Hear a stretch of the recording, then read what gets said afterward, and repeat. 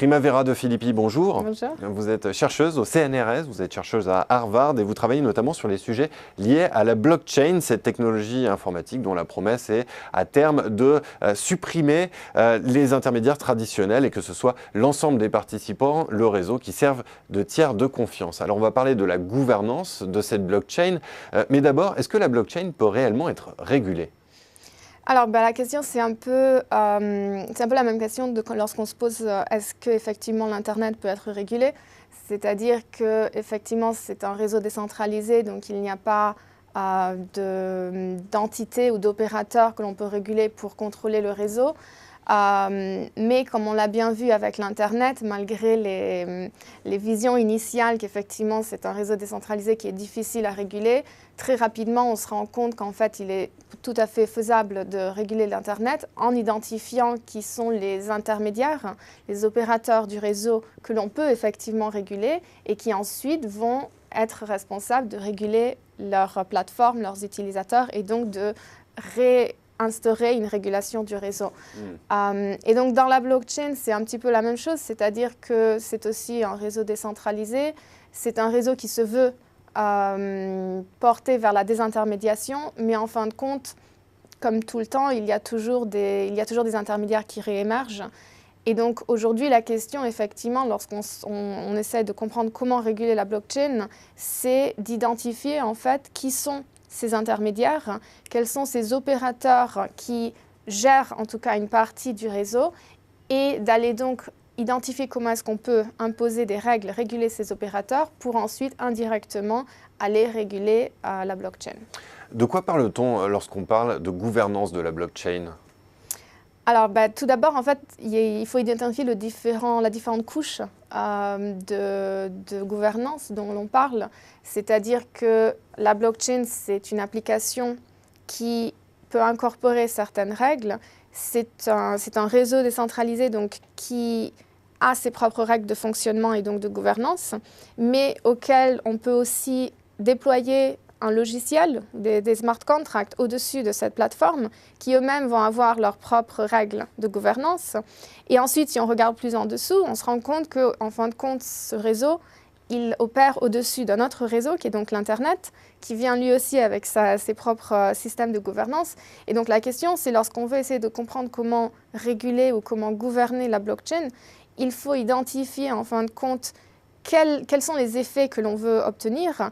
Et on ne peut pas se limiter à regarder uniquement la gouvernance de l'application sur la blockchain ou de la blockchain elle-même, mais il faut en fait regarder vraiment de façon systémique les différentes couches et voir sur laquelle est-ce qu'on va vouloir agir pour ensuite avoir un effet, l'effet désiré en fait. Quels sont les modes de gouvernance d'une blockchain ?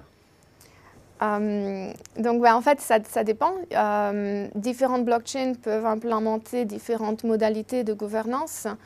Il y a en fait, à l'origine, en fait, il y avait cette vision que la blockchain existe comme un système qui va s'auto-gouverner, c'est-à-dire qu'on va incorporer les règles directement dans l'infrastructure technique et ce sont ces règles donc qui vont gouverner l'infrastructure.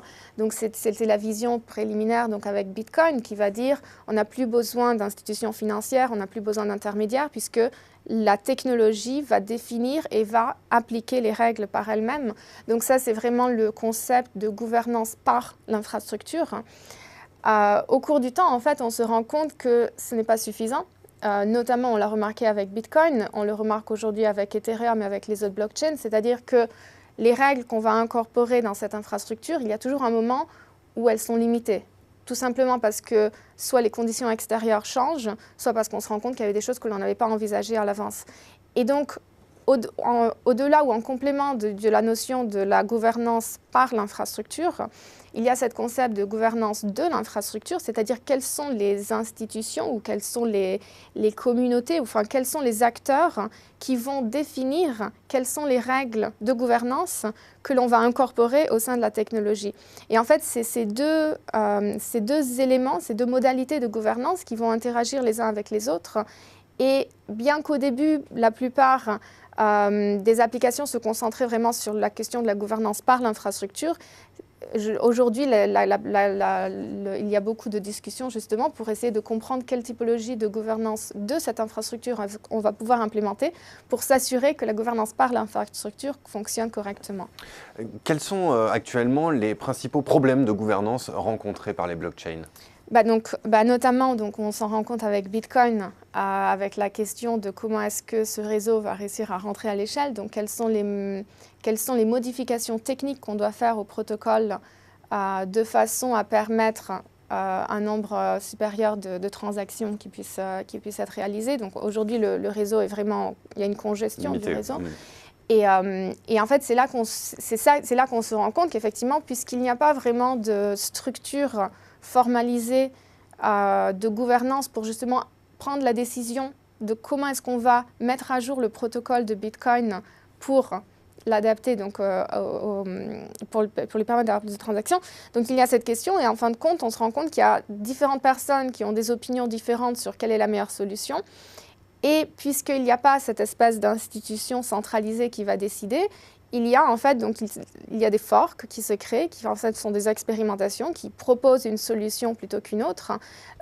Évidemment, le risque, c'est que il peut peut-être y avoir 2 ou 3 forks, mais il y a un moment où s'il y a trop de forks, tout simplement, le réseau n'a plus aucune valeur. Donc, le problème actuel, c'est justement d'identifier, et par exemple, Ethereum se préoccupe beaucoup de ces questions. Donc, quelle est cette formalisation d'une gouvernance autour de cette communauté qui permettrait de prendre des décisions de façon pas centralisée, mais tout en prenant compte en fait de tous les acteurs. Parce que c'est pareil avec Bitcoin, le problème c'est que les gens qui peuvent s'exprimer en fin de compte, c'est qui? C'est les mineurs. Qui en fin de compte ne sont pas une représentation des utilisateurs de Bitcoin. Donc ce n'est pas vraiment une modalité de gouvernance très démocratique. Et donc la question c'est comment est-ce qu'on peut avoir effectivement une gouvernance de l'infrastructure qui permette de prendre des décisions sur un réseau décentralisé qui prennent en compte en fait des opinions et des intérêts de tous les acteurs impliqués. Alors justement, comment est-ce qu'on peut résoudre ce problème? Est-ce que vous avez des pistes de réflexion? Alors, il y a plusieurs approches qui sont en train d'être explorées. Il y a une approche qui est vraiment d'essayer en fait d'incorporer au maximum toutes les décisions dans le protocole. C'est-à-dire que Bitcoin, par exemple, n'avait pas incorporé au sein de son système un mécanisme pour modifier le système. Et donc, il y a des nouvelles blockchains qui sont en train d'émerger, qui vont, donc par exemple, Tezos, c'était un exemple, Dfinity, etc. Donc, ce sont des blockchains qui incorporent au sein de leur protocole, donc au sein de la gouvernance par l'infrastructure, des systèmes qui permettraient de prendre des décisions sur comment modifier ce protocole. Après, ces solutions, malgré tout, sont assez critiquées aussi parce qu'en fin de compte, la plupart de ces solutions sont basées sur un modèle assez plutocratique puisque ce sont les personnes qui ont des tokens qui vont pouvoir s'exprimer. Et donc, pareil, ce n'est pas une représentation et les décisions ne vont pas être prises nécessairement dans les intérêts des utilisateurs de ce réseau, mais plutôt des gens qui possèdent les tokens, qui ont probablement des intérêts pas spécifiquement alignés.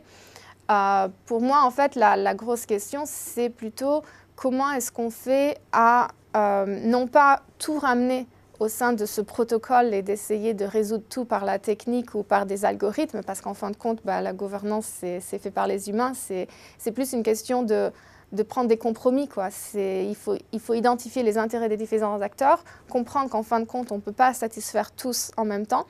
Et donc, il faut en fait avoir un discours beaucoup plus...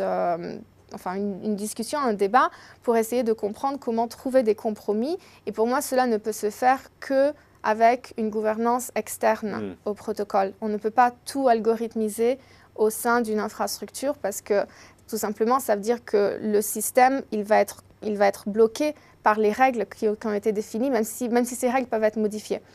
Donc pour moi, la solution, c'est en fait, il faut presque un peu prendre les leçons du passé et regarder comment est-ce que les institutions traditionnelles se gouvernent et d'essayer de comprendre comment est-ce qu'on peut prendre certains morceaux et les ramener dans le monde de la blockchain.